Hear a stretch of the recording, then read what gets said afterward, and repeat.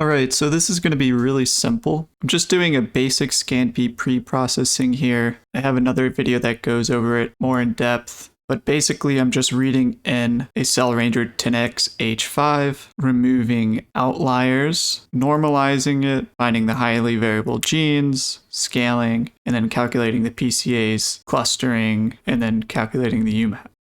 So I have two 10x runs here, lung 1 and lung 2. So I've done their pre-processing, and now if we look at lung 1, we have 11,000 cells and 2,700 variable genes, and then lung 2 has 10,000 and 2,500. Let's just plot the UMAPs of these real quick.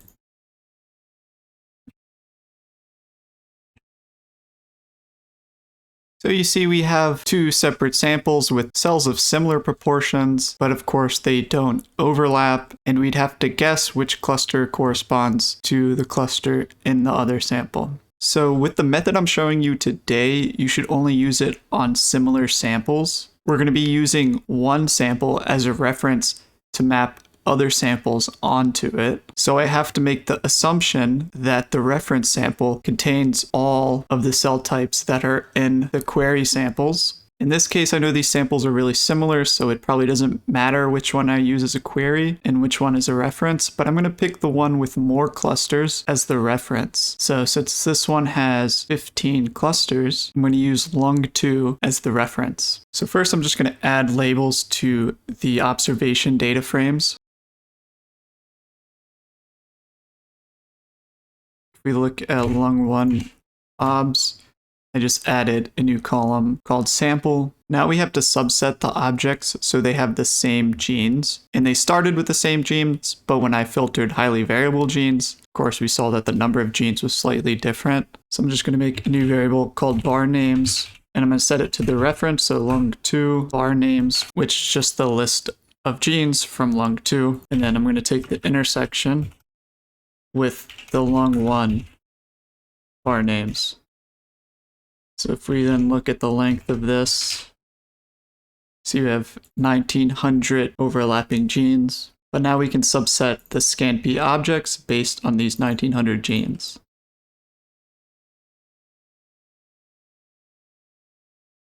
So now that lung 1 and lung 2 have the same genes, we can do the actual integration.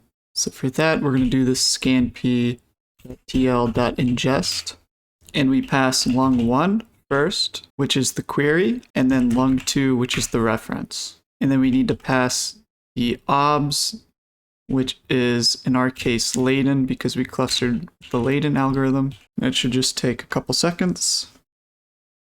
And now let me just copy and paste this here. And you see now that lung 1 and lung 2 overlap. And you see that lung 2 looks the same as it used to, but lung 1 now looks more like lung 2. So we still have two separate AData objects, but we can combine them. And now if we look at merged, we have 21,000 cells with those 1900 genes. And let's plot merged. I'm just going to copy this.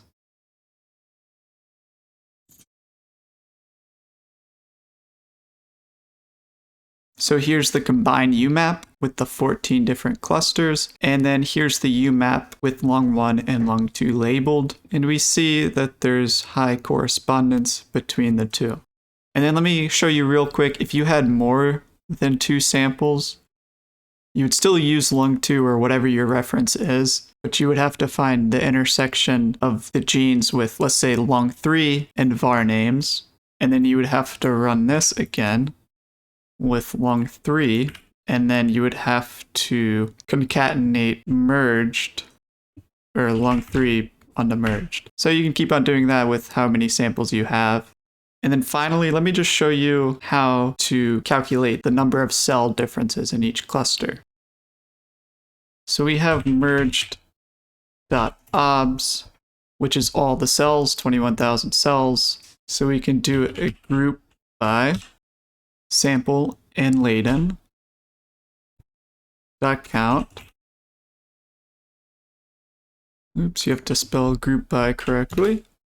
And so we have the number of cells that were in each sample and cluster. Let me just reset the index here. So I'm just going to call this counts.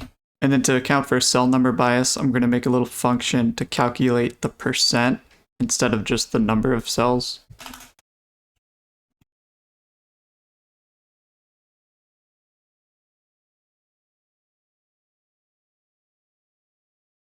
So I'm just passing the sample and total counts column to this function and then returning the percent into a new column called VER. So we have the percents for each of these, and we can easily graph this.